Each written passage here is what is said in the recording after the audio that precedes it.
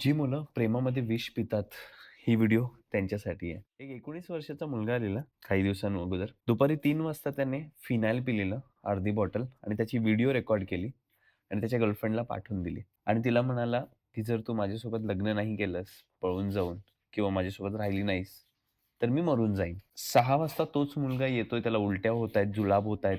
या सगळी कंप्लेंट्स घेऊन हॉस्पिटलला येतोय. त्याच्यानंतर त्याचे आई-वडील येतात.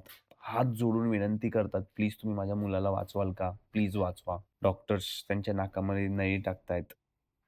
त्याचे लिव्हर प्रोफाइल, ब्लड प्रोफाइल आम्ही पाठवतो. तेव्हा कळतं की त्याचे लिव्हर एन्झाइम्स वाढलेले आहेत.